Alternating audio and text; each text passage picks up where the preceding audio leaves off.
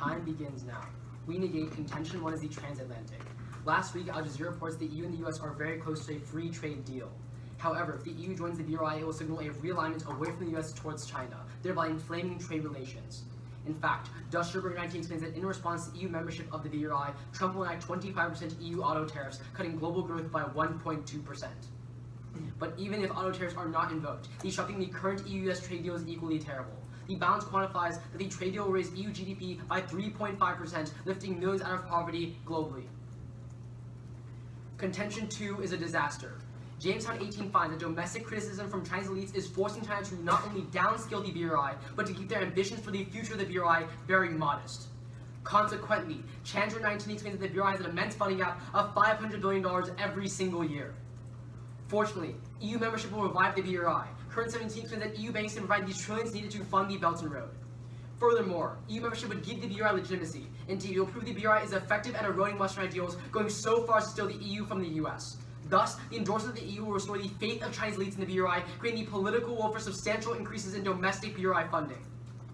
History agrees. Potier 19 explains that Italy's membership eased domestic fears the BRI had a bad reputation, boosting legitimacy significantly.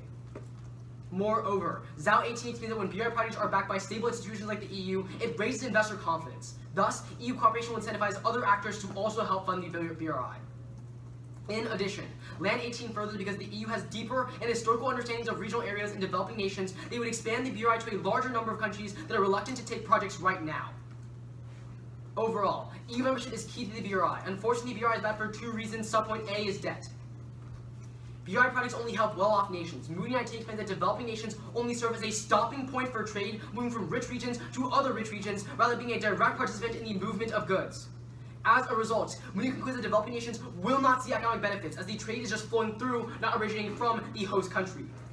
Thus, host countries are left straddling large amounts of debt without reaping any economic gain. Sharma Bloom confirms that the BRI has caused debt levels to skyrocket, almost reaching 1980s debt crisis levels. And because debt undermines spending in other areas of the economy, Gate 18 confirms a 1% increase in debt increases poverty by 0.35%. History proves, as JDC quantifies, the 1980s debt crisis put over 200 million people into poverty worldwide. Subpoint B is the environment. The BRI destroys the environment in two key ways, and first is through fossil fuels. China's been offloading dirty fossil fuels in developing nations. Zalvio quantifies that over 80% of energy investments into the BRI has been in dirty fossil fuels like oil, gas, and coal projects. Problematically, MCC 17 explains that once a country adopts coal projects, they are locked into a model of fossil fuel-based growth for 40 years because of the large initial investments they must make, preventing the ongoing switch to renewables. Xie 19 quantifies that these BRI projects will push the globe past 3 degrees Celsius. Second is Arctic drilling. Yang 19 writes that part of the BRI is directly funding Russian drilling in the Arctic.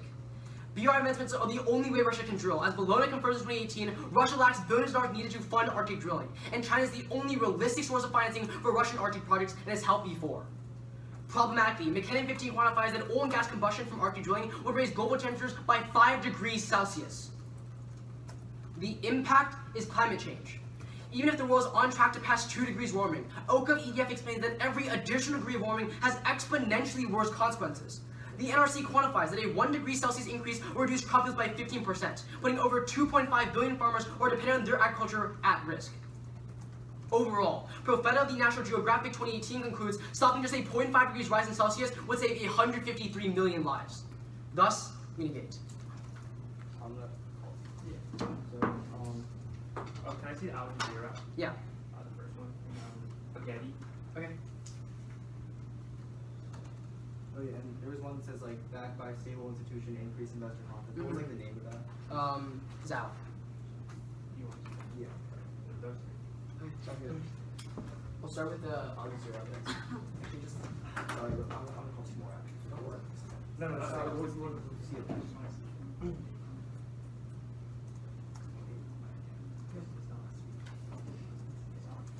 Oh yeah, we wrote this. The next is the spaghetti evidence. Okay, there you go.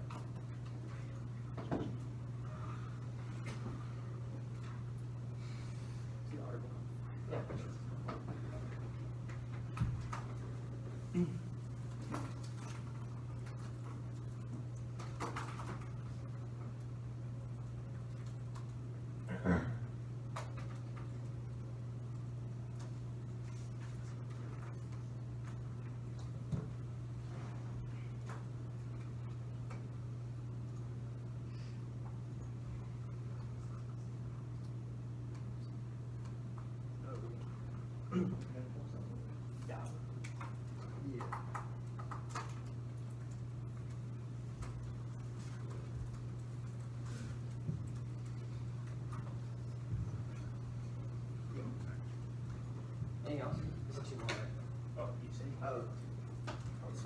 We'll call it after class.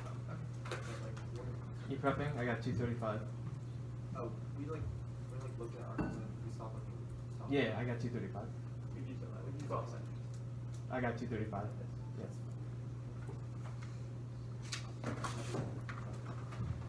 You have understand? Or how much do you have left? Are you up? You good? I have 232. Oh, I don't need to stand. Okay, that's Is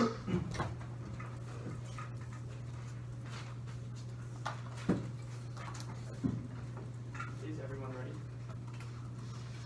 Alex and I affirm the European Union should join the Belt and Road Initiative. Our sole contention is global development. Our first subpoint concerns Europe. After a decade of stagnation, CON19 notes that the EU is on the brink of a recession. The root cause behind this slowdown is infrastructure.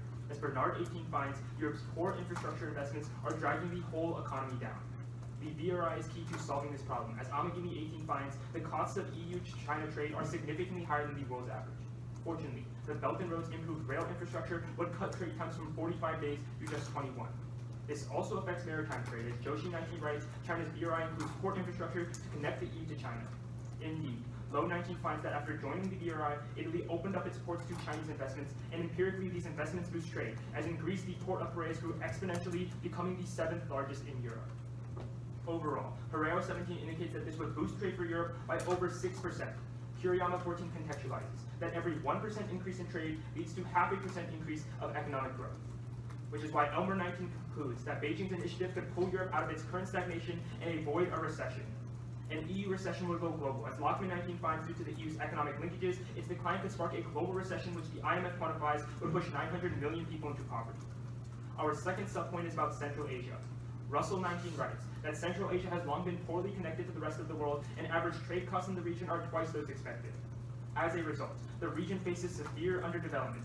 Indeed, the World Bank in 2014 finds in Central Asia, 80 million people live in poverty. China's current BRI efforts are not fully addressing the problem. Busset 19 finds, while China seeks to develop hard infrastructure such as bridges and roads, Beijing is ignoring the region's soft infrastructure needs, such as strong financial systems and efficient trade procedures. Unfortunately, Ruda 18 finds that on average, delays crossing borders, cumbersome custom procedures, and restrictions tend to be more significant in BRI countries. Krusman 19 writes that the EU is the only actor with the desire to fully develop Central Asia through social and economic reform. However, current EU efforts are hampered by China. Krusman furthers that because China is focused on domestic growth and maintains a policy of non-interference, Beijing uses its influence to restrict EU action in the region. Critically, the World Bank 19 notes that the Belt and Road will only improve economic conditions for participating countries if these soft infrastructure reforms are adopted. Fortunately, EU membership in the BRI will uplift Central Asia in two ways, and the first is by reforming the BRI. Ghazi 17 writes that the BRI is open-ended and flexible, allowing member states to proactively calibrate the project. So 17 finds that by engaging with the BRI, the EU can align Chinese infrastructure standards with EU standards of human development through joint projects, information sharing, and political cooperation. This would reorient the initiative to better address the soft infrastructure needs of Central Asia, which is why Zhou concludes it will be easier for the EU to influence the BRI from the inside. The second way is through greater regional access. Simply being a part of the Belt and Road grants the EU more leeway in Central Asia. Krusman continues that current EU policies toward Central Asia tend to focus on benefiting Central Asia and Europe. China, therefore, curtails these policies to preserve its own power. The BRI, however, is the EU's ticket into the region. As Seneca 18 finds, China will allow the EU to influence the region if it is convinced that it does not clash with China's interests. As a part of the BRI, any EU success would become China's success, which allows Europe to create a better regulatory environment within the region. The results of Central Asian development will be massive. The European Commission in 2019 states that the EU's development priority is to integrate regions by creating free trade areas and common markets. Lin 16 writes that regional integration can improve the use of natural resources and double GDP over the next 10 years. Overall, the UN in 2012 finds that Central Asian integration will lift tens of millions of people out of poverty, and for these reasons we are proud to affirm. Okay, let me see evidence. That China curtails these policies in Southeast Asia, but they would allow it if they believe the EU would not clash with their interests. Yeah, so that's two pieces of evidence. Okay, sure. And also that China's focusing on domestic growth right now, so they're not helping Southeast Asia.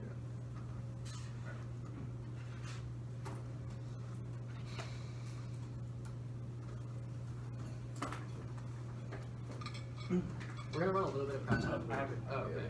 Sure. So, first I'm going to show you restricted by China and then domestic. All right. Okay.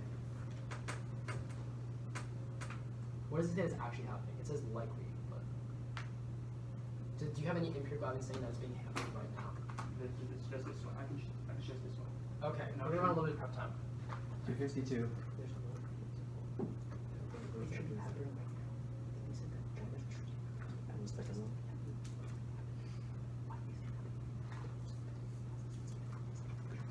Okay. That was 17 seconds. I have 237. Good. Okay. Sounds good. And then this is the focusing on domestic and policy management. Okay. Starting.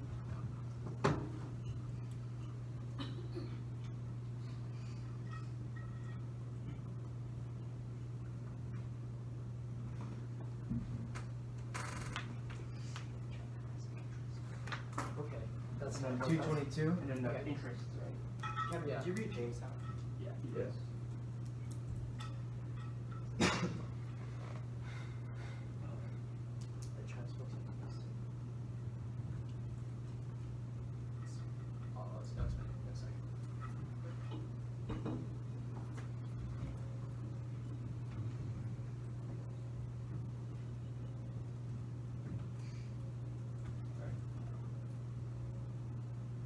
And then I'll show you the part after. What does it say? It says the interest, and then a little bit down, I can show you it says like if they're in the BRI, it's okay. Okay. Sure. Starting now.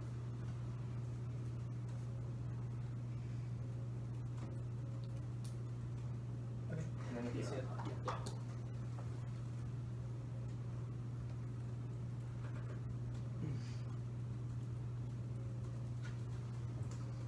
Starting now.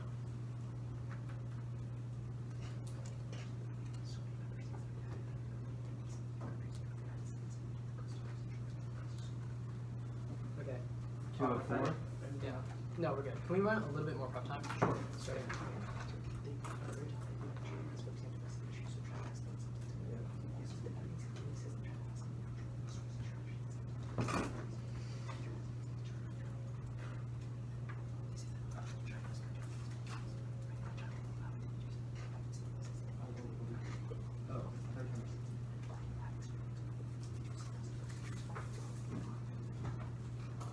Okay, that's good.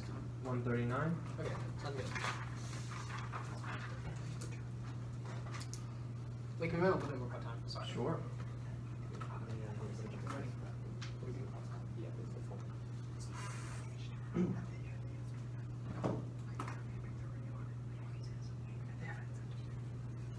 Okay. The first question. 27. 127. Yeah, sure. Okay. So, you guys have the first question? Yeah, okay. Time begins now. So, on your first subpoint about Europe, you say that if you have an affirmation, then we're going to see trade times reduced from 45 days to 21 days because they're able to shift to railways, right? Yeah. So, what does your evidence say a paragraph after? Which one, the Amagini evidence? Yes. Yeah, what does it say? It says that even though it's true that trade times go down, trade costs still go up because using railways instead of using things like ships is more expensive. So does that necessarily mean that trade will go up? Well, yeah, because we also tell you that they're going to improve the ports. Can I get a question? Wait, what? We also tell you they're going to improve the ports, the maritime trade. Can I get a question? Okay, sure. Yeah. On your argument about the transatlantic trade deal. Yeah. So the evidence you showed me is from like August, right? Yeah. Yeah. August So- 27th. Yeah, so it wasn't a week ago, right? Okay, we And- wrote the case like yeah, I a know, couple weeks but back. that's not my point. I'm not trying to like point you out to that. Sorry about that. But It's what I'm good. trying to say is like there's something specific that's happened in between August and today, right? Do you want to tell me? Yeah. So the Trump tariffed the EU $7.5 billion worth of goods. So that's not auto tariffs. I know, but the argument is that there's no. So if Trump is tariffing them, like what's the chance of the trade deal still being successful? Okay, well, there's a difference, and there's like a fundamental difference between the EU completely abandoning the U.S. and the EU like, I know, having I know. a disagreement over like airplanes, right? Like it's a fundamentally different issue. I know, for that's the not my Chinese. argument. I'm talking about. So you said like even if they don't have auto tariffs, it's gonna like disrupt the trade deal, right? Well, we see the how is Airbus the chance thing, of the Airbus like disagreement will probably get solved in the near future. Like it's not like a long-term like problem for the EU and the US. Whereas the EU joining onto the Belt and Road Initiative is a long-term signal of shifting I their know, foreign I policy. understand that. That prevents any sort of trade deal from happening for the infinite future. Even if the Airbus thing is going to pause it for like maybe like a couple months, that's not important. Our impact will still trigger. Can I ask you a question? Sure. Okay, let's talk about your argument about Central Asia. So, why does China not allow custom procedure to be reduced right now? Oh, because number one, they focus on domestic growth, so they're not really prioritizing Central Asia. Wait, so what does your evidence actually say? Because we call for it, the sentence above. What do you mean the sentence above? The sentence above. What does it say? It says that China has an interest in these Southeast Asian countries because they want to access the things like natural resources. Yeah. So does that mean your argument is completely unique insofar as China has an incentive to reduce the customs already? No, not necessarily, because Why? like the customs procedures are kind of different from like accessing natural resources. No, but it's the same warranty, right? Because if you reduce custom barriers, then it makes it easier to get the natural resources at a more profitable rate, right? Not necessarily, because like if China's building the infrastructure, like they don't really need the soft infrastructure for them to trade with China, but like for them to access the global market, they probably need more of these trade procedures and like financial systems. That doesn't make, wait, can you explain that? Why is it different? Wait, because if China is building the infrastructure, they have full control over like the trade flowing between them, right? No, it's like the country still has like custom barriers. Like if China goes into the EU and starts doing trade, they still have to abide by the Europeans' custom barriers. Which is why if China really had incentive to get But these what do you mean natural by, like, resources, European barriers? Can you like this is just like an example. Like if China went to the EU, they would still have to abide by the EU's barriers and customs, which means that it's the same logic for these developing nations. If China goes in and wants to get resources, then the same logic applies. They still have the incentive to reduce the customs so that it's more efficient, that China makes more money and gets more natural resources at a faster rate. So what's your argument? It's like they Like should your be doing argument this is so already. non-unique, right? Like No, China is obviously right now they're not doing it, which is why. Which means your argument doesn't- I got time. okay. We're gonna run out of time starting now. It's really consistent. Yeah, I know. Listen.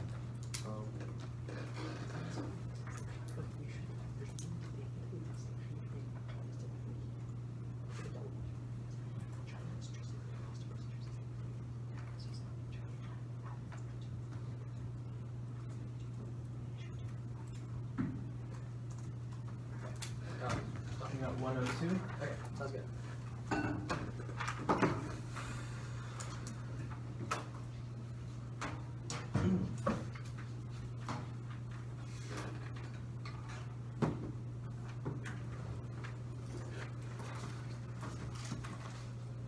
Okay. Before I begin, it's going to start off with a weighing overview. You can go at the bottom of our case, and then it will go to their case. Do you want me? Yeah, okay. Wait, we're gonna run a little bit more prep time. Sure.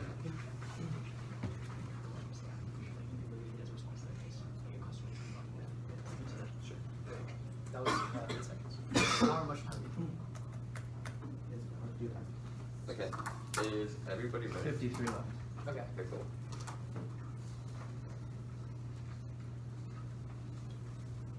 Prefer impacts to the environment for 2 reasons. First is magnitude. Walsh 2018 explains that the damages from Arctic drilling would be $60 trillion. Even if they prove that they improve the Central Asian economy just a little bit, the effects of climate change makes it far worse in the future. But second, Perfetta explains that if we just stop a half-degree rise in Celsius, 153 million people are saved. At best, they impacted 20 million people out of we definitely outweigh. But second is off the scope, because at best they impacted Central Asia, we literally impacted the whole world through climate change, which means we're definitely outweighing this band. Now, let's go to their case. On their subpoint A about Europe, there are a few responses. First, you put them in the double bind, because they explain themselves that right now Europe isn't doing any kind of infrastructure project, but they don't give you the comparative. Why are BRI investment so much better? We would say that if Europe wanted to, they could be taking loans from the World Bank or selling bonds, which means they're twofold. The implication is twofold. First, we would say that if Europe wanted to be doing the infrastructure projects they could literally be doing right now, but second, it means once they join the BRI, they won't be doing it. But then, Financial Times explains that right now the European Union is already accepting investment from China in the Belt and Road Initiative, which really takes out their whole case. Then, they say that the ports are going to get a lot better in this, when Italy joined, the port became the 7th largest in the European Union. They don't tell you how much trade actually increased. This is not even quantification at all. But even if the infrastructure does get better, you turn it 3 ways. First, Greer 2018 explains that China invests with a geopolitical interest and not an economical interest, which is why all the projects never create any economic benefits. But second, Cruz 2018 explains that China's SOEs are super inefficient, which is why in a holistic study of all BRI projects, 50% of them had more costs than benefits, so you actually hurt their economy. But third, Freeman 2018 explains that these projects go to the very wealthy places and they don't lift people out of poverty, so you don't see people getting lifted out of poverty in their world. But then, on their impact about 900 million people getting lifted because of a recession, remember this evidence, it literally says if an economic shock happened. But the kind of recession happening right now is just part of the boom and bust cycle, which is why they don't get any access to this evidence. Now, on their subpoint B about Central Asia, there are a few problems here. First, Euroactive 2018 explains that China and Europe are already creating an infrastructure project like trade in between them. The warrant's pretty simple, because they want to build this railroad and increase connectivity, because both sides also benefit from trade. That's why they're doing it right now. But then, even if that's not true, you turn it, because the Huffington Post explains that kind of like economies in Central Asia aren't competitive on global supply chains. So when they're connected, other countries just outcompete them because they're way more specialized. That's why Roubaix in 2018 explains that a 1% increase in trade decreases economic growth for these countries by 7%. 1%. But then, Jill 2018 explained that the BRI only connects projects like in large cities. So when they connect city to city, all the people that aren't in the big cities miss out, so the trade only benefits the very wealthy. But then, we call for their evidence. It says that China has an incentive to do so right now because they want to do resources extraction, which means no matter who you vote for, it's going to be pretty non-unique. But then, their cruisman evidence is absolutely terrible, because later on it says that trade would just be a transit area from China to the European Union. That's all South Asia is, it's just a transit area, which means they don't actually benefit from the trade whatsoever. Now, on their individual arguments, you can group both of their links together because we would say that they never explain why China isn't, we would say that China is just as good at reforming right now as the EU is. Once the EU joins, it doesn't mean that China's going to shift their policy and suddenly start prioritizing fixing their connectivity projects. We would say if they wanted to do it, they'd be doing it right now. Then, on their individual arguments, forced on reforming these connectivity projects, we would say they have an incentive to do it because they also benefit from the trade. But then they're saying they're focusing on other things right now. We don't know why that shifts in their world uniquely. Then, on their second argument about regional access, they don't have any empirics. We call for their evidence. It just says that the EU would be able to do it, and that they would get rejected, but it's never been rejected before, which is why we'd say that it's pretty non-unique. But then we'd say they also have an incentive to allow the EU to do it, because they also benefit from the trade. Then we call their evidence again. It said that China would only allow it once the EU countries join it, because then they feel like their power isn't being attacked. However, there have already been 14 countries from the European Union that have joined, which means they should already believe their power is not being attacked. Then, on their impact, they're going to try and implicate it by saying that they can adapt for the effects of climate change, but that's not true, because what the Washington Post explains is that it will always be $20 trillion more to adapt to the effects of climate change than mitigate it, which is why we say you're always voting for us because you can prevent the climate change. But even if that's not true, second, we'd say through scope, at best, they can only adapt a few countries to the Belt and Road Initiative. Climate change affects literally everybody. They can't solve for the effects of climate change, which is why you have to negate. Can I clarify, what was the Washington, what was the second to last response? Something about 20 trillion? It always costs $20 trillion to adapt to climate change and mitigate the effects. It's like stopping or drilling is mitigating, and then adapting is like accepting that it's going to happen, economic development. Yeah, can we see that? The last part, also, just clarifying questions. What were your two responses on reform? One, that they have an incentive to do right now because of trade, and then you say they're focusing on other things, and that doesn't change. Yeah, if you want to add that. The first one is that they have an incentive to do so because of trade, and the second is that if they're focusing on other things right now, then that doesn't shift in the affirmative. We get the Washington Post. Yeah.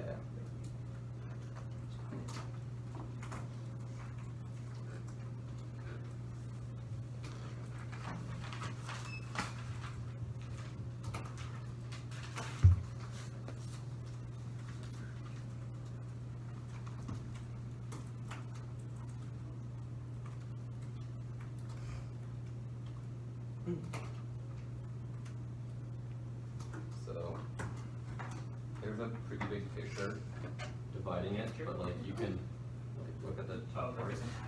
Well, it's like a graph, but then you can scroll down and it talks about it a lot more.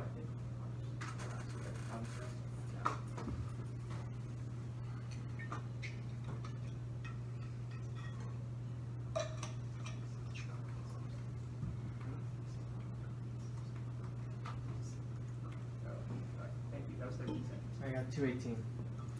Alright, we're gonna continue. Okay. I'm sorry.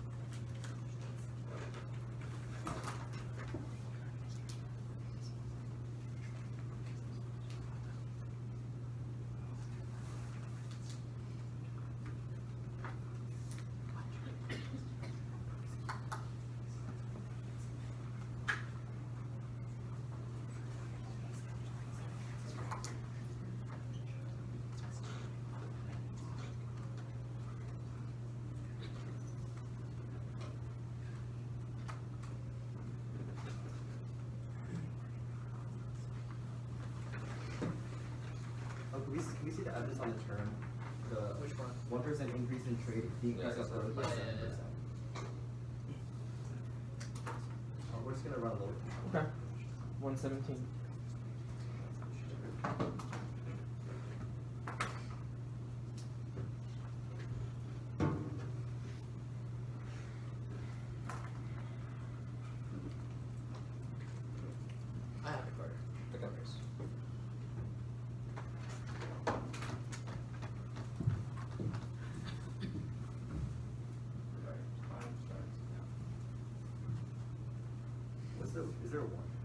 warrant The warrant comes from the evidence. It's just above. Oh, right under. All right. Yeah. Fine.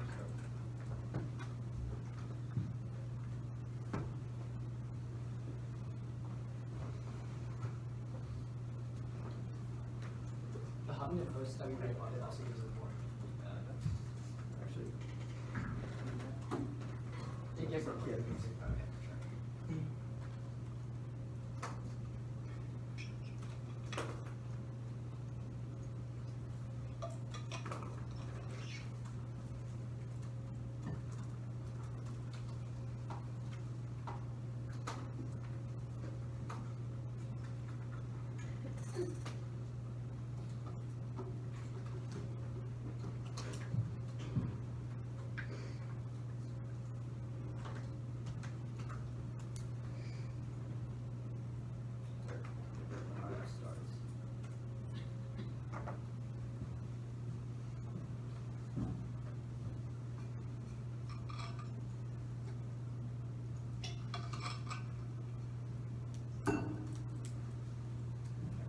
I got 38. alright, we're gonna keep using. Okay.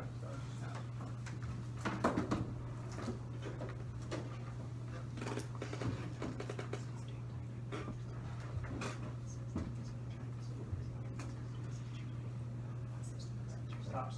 I got 26.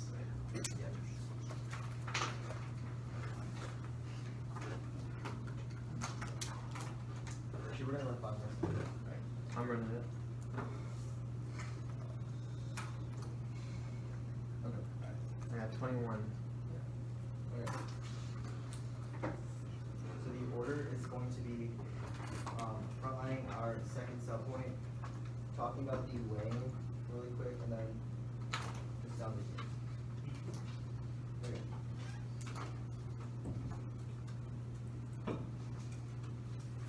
Is everyone ready? Starting on some point B about Central Asia, they give you a couple of responses. The first response is that there's already infrastructure right now. The problem is that it's not soft infrastructure, which is uniquely key to developing the region. The second response is that term about like being not being competitive right now. The evidence says that 1% increase in trade decreased growth by 7%. First of all, they never warn as to why this is true. But second of all, the reason what we would say is that it doesn't actually make sense here because if there's increased trade overall, these developing countries can still shift their goods to these other countries, which means that they're still going to develop growth in one way. Prefer ours because it's like directly warranted. But the third response says that it only goes to cities and only benefits wealthy people. But the vast majority of people in Central Asia are very, very poor, which means that you're still going to see the benefits there. But even if it goes through cities, that doesn't mean that other people can't still see the benefits. If there's like more goods overall, it can be then diverted into places like agriculture where there's not a lot of wealthy people. The next response is that there's like already a transit area from EU and China, but what we would argue is that it's still going to benefit developing countries. It's still going to benefit developing countries even if it is the main purpose is to connect EU and China. Then they say there's an incentive right now, but we would argue is that they're not doing so because China has a policy of non-interference. It doesn't want to get the EU. It doesn't want to get involved in the region. But the only way they'll let it happen is if the EU joins the BRI. Second of all, they say that China's like focusing on their more like domestic issues, but what we would argue is that they're saying that the EU is going to focus more on its domestic issues. But in case they literally can see the fact that if the EU joins the BRI, they're going to get more involved in the project. They can see the link in case. But furthermore, on their second link, they say there's no empirics. But the reason why there's no empirics is because it hasn't happened yet. But second of all, they say that you increase like the he said like the 14 countries have already joined individually, but it's the EU strategy as a whole. You can't have like division in the region. The EU has to come together as a whole and say that they pursue soft infrastructure reforms. It's not just individual countries. Then on the bottom, they say that like there's going to be it's going to cost 20 trillion more to adapt than mitigate. But this is about like governments giving subsidies to electrical cars. We're talking about industrialization specifically, which is the easiest way to adapt to the effects of climate change. On to the weighing. They give you 2 reasons why you prefer their case over theirs. First is on magnitude. They say that $60 trillion is already going to happen. But what we would also argue is that the $60 trillion is going to be inevitable. The reasoning is pretty simple. They're already irreversible feedback cycles that have already kicked in. It doesn't matter when these economic harms actually happen because there's still going to be a long way to come. But if you develop Central Asia right now, you allow them to adapt to the effects of it. No matter what you do in there, Central Asia is not going to be affected. Then you say you should prefer world benefits. We completely disagree. We would argue that you should prefer these developing countries specifically because they face a lot high levels of poverty. Their poverty is a lot worse, and $1 to them means a lot more than other countries. On top of that, these developed countries already have a lot of ways to mitigate the effects of climate change. They have a lot stronger infrastructure, which means that these places will see disproportionate amount of harm, which means you should always prioritize the developing world. Let's talk about the case, starting with tariffs. What we would argue is that Trump will never do it because it will hurt election chances. What Swanson tells you is that right now the U.S. and China are easing down in the economic trade war because they're trying to limit economic damage in response to increased domestic criticism. Overall, what we would say is that they never do this because if they put tariffs on the EU, it's going to hurt its own economy because the EU is going to retaliate. It's never going to do that. But furthermore, we would also argue is that their arguments about like the U.S.-EU trade war, but more recently in October than their evidence, they already imposed $7.5 billion in tariffs against Europe. There's no chance that they deal, which means that they can't access their impact. On to their second contention about economic disaster. Remember, they say there's a funding gap right now, but they never implicate that to the BRI failing. What we would say is that the funding gap is the difference between what China's promised and what they actually put in. It doesn't actually mean it's collapsing. But furthermore, other links, they say that the funding is going to increase. But first of all, there's no precedent. When Italy joined, they didn't actually increase funding. But second of all, funding is completely independent of the BRI. That's why Z19 tells you that the EIB, the European Union's investment bank, already put 500 million euros in the project, which means that their funding link is already triggered, but also their legitimacy link is already triggered because this is a stable institution backing it, which means that the BRI is not going to allow there's no unique offense on their side. But let's talk about their individual warrants. Starting on debt, what we would argue that debt is a problem in the past. The Guard 19 says that China has created a new debt sustainability framework, increasing transparency, and overall China's writing off debt overall, which means that it's not going to be a problem. On the environment specifically, on fossil fuels, what we would argue is that even if China won't build coal plants, Japan will. What Kuwait 18 tells you that China and Japan are currently competing, which means that even if China doesn't build it, Japan's just going to fill the gap. But furthermore, you can delink them because what the Kuwait evidence tells you is that the European Development Bank has halted financing to coal in order to combat climate change, even if the EU funds are not going to fund this specifically. Let's talk about their second argument about Arctic drilling, which China tells you it's going to take at least 20 years to develop, and by that time, the demand for oil will be past its peak, which means that it's never going to happen. Furthermore, what the Maritime Executive tells you is that Parliament literally banned Arctic oil drilling funding, so the EU is not going to fund it specifically, which means that they have no link to their argument. Can I call that evidence? The European Parliament banned Arctic drilling. Yeah.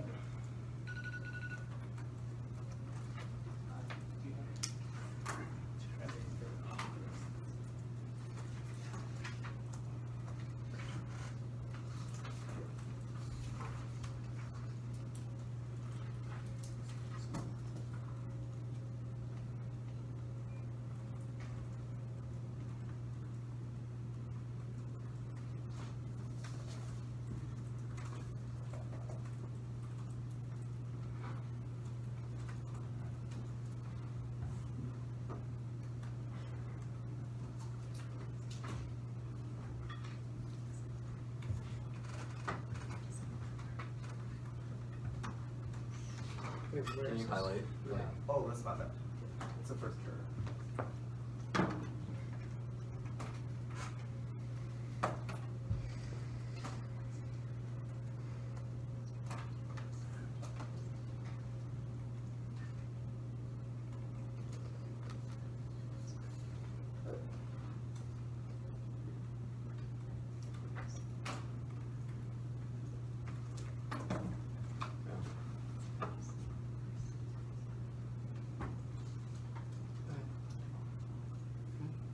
Yeah. 48.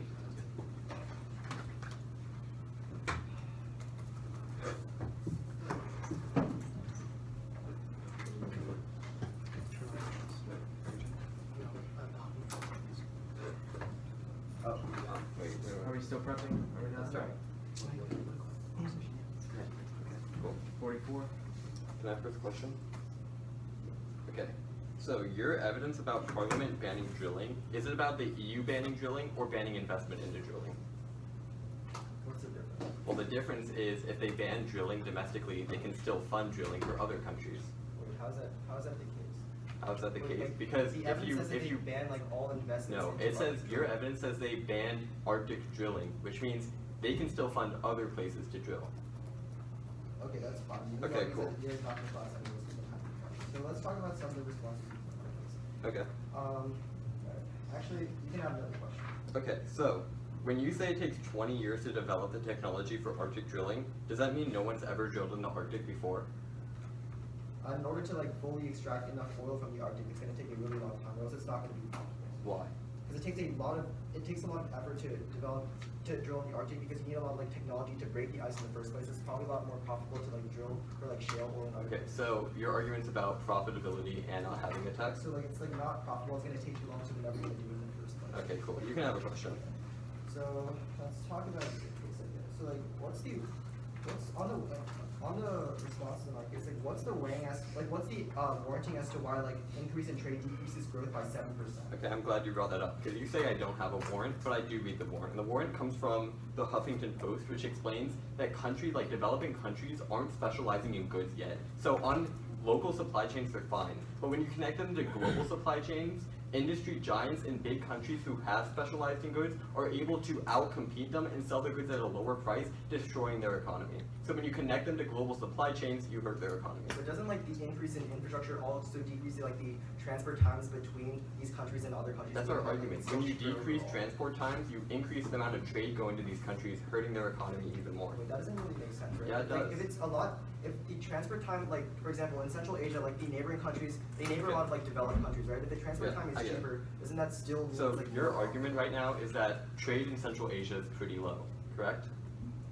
Yeah, because they're poorly Okay, connected. so when you increase trade, you see more trade to these countries that aren't connected to global supply chains very well, and this trade undercuts their local markets, destroying their economy. Wait, how is that That's the case? The local markets are producing the goods that are being Well, traded. because they're not specializing in industrializing yet, so that they create them for much higher prices than other economies can. Like China has been specializing in goods for a very long time, so they're able to undercut these markets and sell at a lower price, completely destroying their economy. And that's what the evidence empirically finds. Yeah, that's a question. Okay, so what is the incentive for China to allow the EU to do it only when they join the Belt and Road Initiative? So right now, if the EU goes into the region, China doesn't get any recognition for it, right? And China just wants two things. Why do they need recognition? Why can't they just reap the economic benefits of trade? Well, what our evidence indicates is that China specifically wants to be recognized for it. If the EU steps into the region, everyone's going to think that the EU is like the best actor in the region. That's going to like discredit So China overall. okay, cool. Okay, we're gonna run some cut time.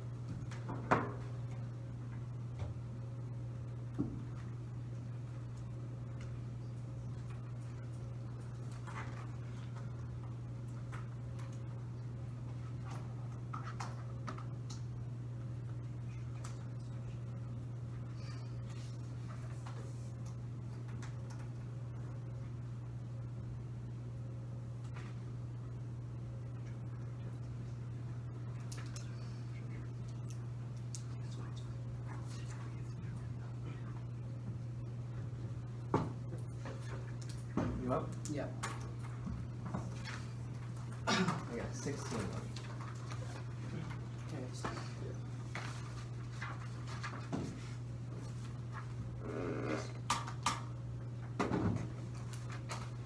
Okay.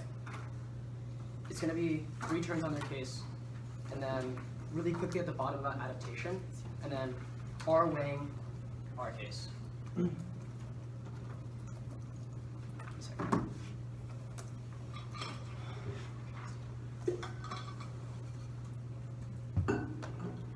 Okay. Time begins now. Start on their subpoint about Europe. We tell you that if Europe is going to get this infrastructure, it's going to connect China to the EU. This includes all these Southeast Asian countries between the EU and China. This is problematic because our Coots evidence indicates when they do build this infrastructure, 50% of them has more costs and benefits. This is an independent turn on their case. It is conceded after second rebuttal, which means we literally have opposite of their case that does not answer. The round is literally over right there. But second, we also argue that it only goes to rich people, which increases income inequality. And Walls concludes that every 1% increase in income inequality results in a 4.5% decrease in economic growth in the long run, which means there's another independent link to why you actually see growth go down in their world. Now, on their subpoint about central infrastructure, another turn you extend, which comes from the Huffington Post, which says that we connect these countries to the global markets, it results in them getting dumped on these countries, their domestic industry completely get destroyed. He says there's no warrant and it doesn't make any sense. But we literally expanded during rebuttal where we tell you that these countries are super underdeveloped. They have no expertise, no experience, which is why other countries that are a lot more experienced like China and India can dump on their industries, completely destroying them, and these countries get outcompeted, which is why he ultimately concludes that poverty goes up significantly. They're way worse off than if they had not been connected to the global market in the beginning, which is why our evidence indicates every 1% increase in trade openness results in a 7% decrease in growth. Then, on the very bottom of adaptation, he says our evidence is specific to car subsidies. Call the evidence. Car subsidies is just one example of mitigation, but our evidence overall concludes that mitigation is a much better tactic than doing things like adaptation. The reason why is because there's a constant feedback loop, which means every additional small degree results in a butterfly effect where there's a lot more degrees down the line, which is why it all concludes that it costs $20 trillion more to do adaptation than to do mitigation. If we win our case, this round is over.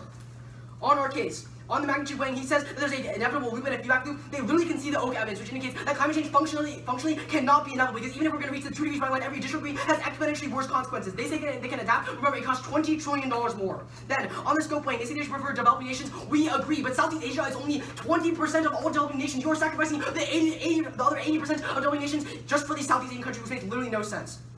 On our case, go to our contention 2 on disasters. First off, he says that we don't implicate the $500 billion funding gap. 2 issues. First off, funding is down 89% from 2015, which proves that this funding gap is resulting in things like collapse. But on top of that, it just means that China does not have enough money to fund all the projects that it wants to do, like things like Arctic drilling, which climate twins cost tens of billions of dollars. It means that Arctic drilling will only uniquely happen if you vote for the affirmative. Then, they said that funding is independent, that EIB and the EICB already joined. But from April 2019, he explained that the EU painted the Chinese government as a strategic rival. This means that even though the EIB is technically signed on, they are politically opposed to the BRI, which means they do not have the political will or the intent to fund the Belt and Road until the entire EU signs on a block. That creates the political will for substantial increase in investment. So you can say our current evidence indicates once the EU can co-finance the BRI, it would fund the entire thing. And the evidence indicates we would see increased investor confidence.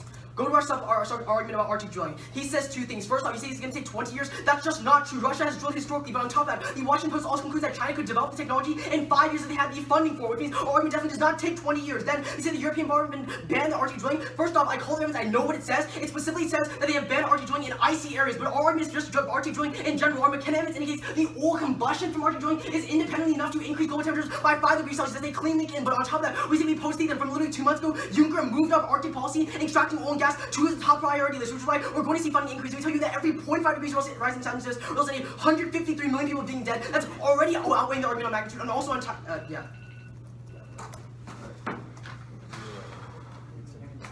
Yes.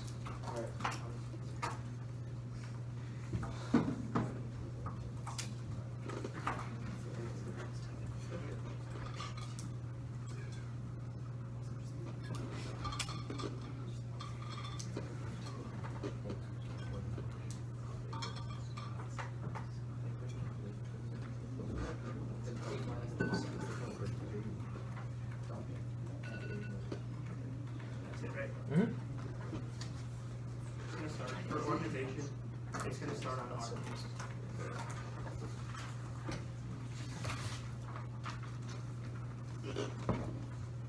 Everyone ready?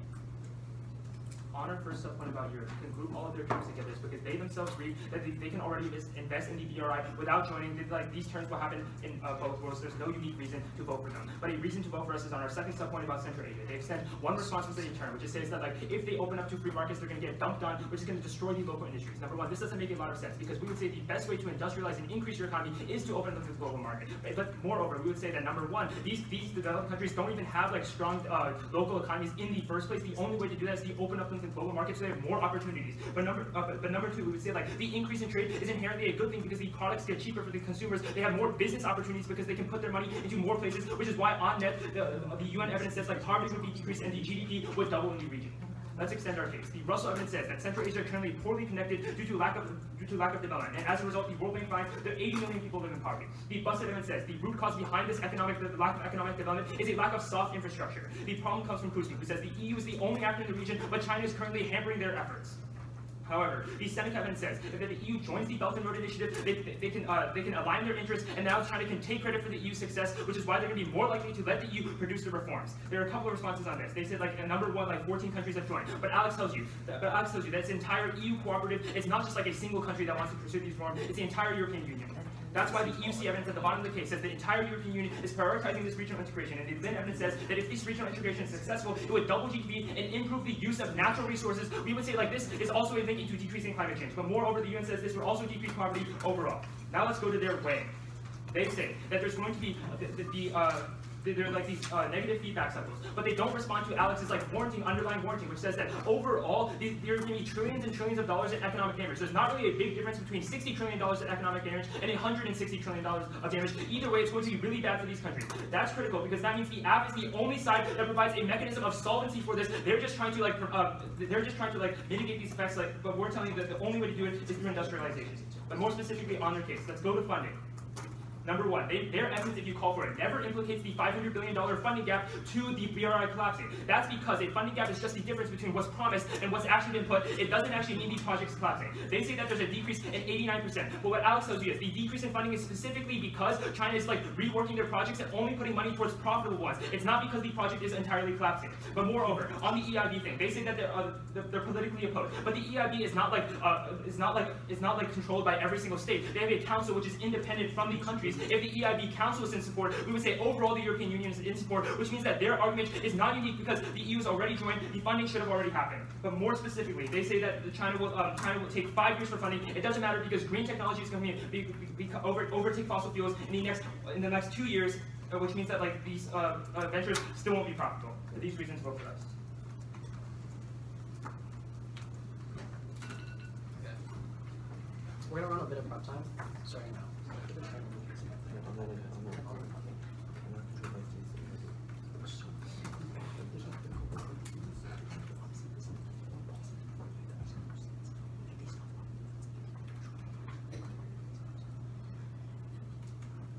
That's time. Yeah. Okay. Y'all have the first. Okay, so time begins now. Are we allowed to make new responses during second summary? What was my new response? That green technology is cheaper than fossil fuels? Like, did we ever hear that one time this entire One round? thing for Schneider was that. Yeah, he said it's. Yeah, he said demand's going to be past its peak. Okay, yeah, I read your Schneider evidence. What does it say? It says green technology will be cheaper 20 years down the line, right? It's not this new 2-year implication that you make during second summary when we couldn't respond to it. Like, that's kind of abusive. No, because it's like it was in response to a new response you read in first. Okay, right? no, Like, it's the just original response was that like the oil ventures are not going to be profitable like by the time. Here's how you and you frame- say 5 years, wait, and I say wait, no, wait, it's wait, 2 wait. years, right? It's like I'm responding to your speech directly. It's No, not really completely quickly. The way you frame the Snyder evidence, I know what the Snyder evidence says. It says that it would take 20 years to do Arctic drilling, which means that by then green technology will be like more competitive and cheaper. That is the way you implicated during rebuttal. So I was like, okay, if it's gonna happen in 5 years, it doesn't matter if green technology is cheaper 20 years down the line. And then you make a totally new response about how it's actually 2 years cheaper. Like you should have made that analysis during your rebuttal when you're going to implicate the response. Like I think it's kind of unfair to do that during second summary when you have no time to We respond. the response pretty well. All that we said was that by the time we can develop the technology, Okay. green technology is going to be. So are we allowed to respond to it right now? Yeah, of course you can respond Okay, to it in sure. your next So, speech, right? It's does the green right to respond technology- to the thing before. Okay, fine, we'll Right? You respond should do to it in it. your speech. What do you mean? Well, that's Alright, Why sure. can't we do it during You can talk about. part We two? can talk about right now. That's fine. Okay, so green technology, what sectors does it fund? Like what sectors does it power? What do you mean? Green technology is like electricity. Yes, right? and it's generally used for And, things like housing. transportation. What does oil use? Like what is oil used for generally? What do you mean? Oh, transportation. Exactly. So there are No, two fundamental different industries. That's what the Washington Post concludes. Which means that even if green technology is theoretically cheaper, it won't actually matter. Because that means there's two independent industries. And also the transition to green technology will take so many years. There's going to be a lot of demand for fossil fuels during the process for that transition, which means that Arctic drilling will still be profitable. It'll still happen. Wait, You have a question? Can we What respond are to that some one? Sure. like, Go for it. things that use oil but can't use green tech? Huh?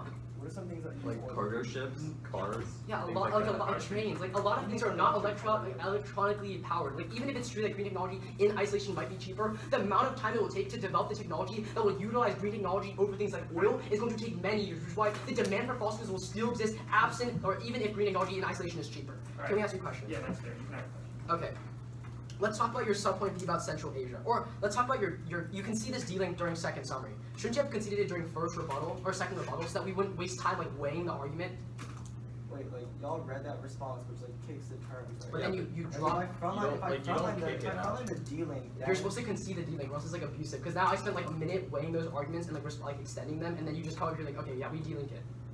Like, that's really bad time speed for us. Because then, if you actually conceded the dealing, Kevin would have never extended If it. I don't respond to it, that's like conceded. No, right? if you want to concede it, you have to say we concede out of it because you also concede 3 turns on it. Like that was my intention. Yeah, That's you like wanna literally be, like 1 second. It's like a super small technicality. Yeah, exactly, that Yeah, made a like, huge like, difference, right? Like you could have just Yeah, been like, you could've we been- concede the dealing on our contention 1, we're going for our contention 2, and that would have made the round a lot simpler, and I wouldn't have gone for those turns. Which is why we say it's probably really bad time speed for us, for me spending 45 seconds extending this like turn, and then you getting up to say, oh wait, actually we concede the dealing when we should have done it during second We rebuttal. have time.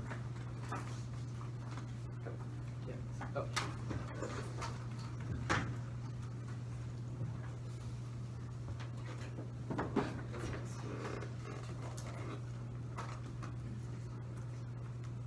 So it's gonna start off with the turn on their subpoint B, go to our weighing, and then go to our case. Our subpoint B. Your subpoint B. Is everybody ready? Okay. Starter for the turn on their argument about Central Asia. The Huffington Post explains that local economies aren't strong enough and haven't industrialized enough to compete on global supply chains. That's why Dubai explains that a 1% increase in trade openness decreases growth by 7%. Their response to it is that the best way to actually improve these local economies is through openness of trade. But if they can't even compete on the global stage, they get absolutely destroyed. Then their argument is that they don't have a strong enough local economy to actually get hurt. Well, if their local economies aren't strong, that literally takes out their whole case because they'll have nothing to trade in the first place. But then they say that trade is better for consumers, but remember, it doesn't matter what consumers want if they don't have like any growth, if they don't have jobs because these industries are destroyed. Now, let's go to Art Wang. We say we always prefer impacts to the environment because of two reasons. First is magnitude. Walsh 2018 explains that the economic damages from Arctic drilling would be $60 trillion. They say that there's an inevitable feedback loop, but they can see the Oku evidence, which indicates that nothing is inevitable because each degree is exponentially worse. There's obviously a big difference between 2 degrees Celsius and 7 degrees Celsius. But they also concede that it's always it costs $20 trillion to adapt to climate change instead of mitigating it, which means even if they can adapt for climate change, it'll always be more expensive. But they also concede the scope weighing, because at best they impact to a few BRI nations, but the environment literally affects to 7.6 billion people. We're definitely outweighing. Now, article about funding. They say we never implicate the funding gap and what it means. However, if there's a funding gap, that means that China can't be doing all the projects they talk about. There's a $500 billion funding gap, so obviously they can't do other things such as Arctic drilling. Then, they say that we say that there's a lot of political opposition, which is why there's no funding from the European Union status quo. They say that EIB is not controlled by states. That doesn't interact at all, because we would say that the EIB still has to listen to the states because there are a bunch of people in the European Union on the EIB, which is why there's literally no political will to fund the Belt and Road Initiative because the EU hasn't joined. When the EU joins, that's when Kirsten finds that they fund the Belt and Road Initiative. Now, they only make a new response on our argument about the argument that green tech will be cheaper, but as Kevin explained across the Washington Post explains, there's no trade-off because they're fundamentally different industries. At that point, we have pretty clean offense. The McKinnon evidence indicates that Arctic drilling would raise global temperatures by 5 degrees Celsius, and Profeta finds that just a half degree rise in Celsius kills 153 million people. At best, they impact to poverty, we impact to bodies.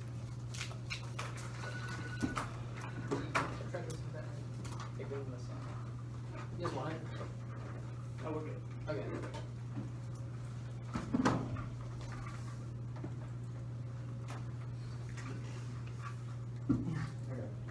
So it's going to start with laying our case there.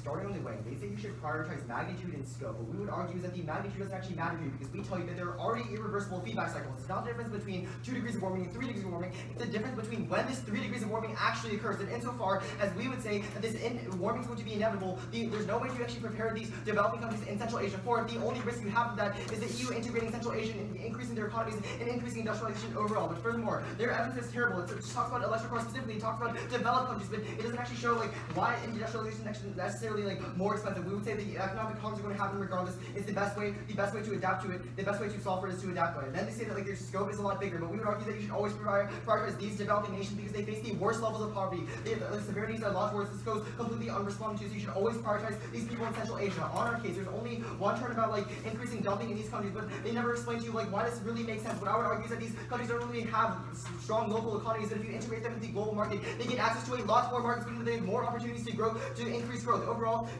when you integrate them, you not only give them access to markets outside of it, you give them access to markets within Central Asia as a whole. They say that like, they can't compete on a global stage, but it's a lot better to like not be able to get integrated into global stage and not to be in the global stage at all. At least you're giving some increase in access to the global market, which increases trade overall. And now the linking section is pretty clear. The Russell evidence says that right now Central Asia is poorly connected. The Bosnia evidence says that although there's hard infrastructure, they lack soft infrastructure. The Kurtzman evidence says that it was the only actor willing to desire, the only actor with the desire to develop Central Asia, but right now China is restricting their influence. However, if they join the BRI, it fixes it. The Seneca evidence says that China will allow the EU in if it does not clash with China's interests, and if the EU joins the BRI, any success for the EU will be a success for China, which is why China is going to let the EU integrate into the project. And the Lid evidence says this is crucial because it's going to double GDP, and the UN evidence says that it's going to lift tens of millions of people out of poverty. On our case, remember, if they don't win funding, they don't win the link into solving for Arctic drilling. But we would argue that funding is going to happen regardless, because remember, the EIB is already a big financial institution, has already supported the BRI, and insofar as their evidence literally says that they need support in order to boost confidence, their link has already been triggered, which means that the BRI isn't going to collapse. Furthermore, they never implicate the evidence as to collapsing. $500 billion funder gap doesn't mean it's going to collapse completely, doesn't mean that Arctic drilling is going to happen.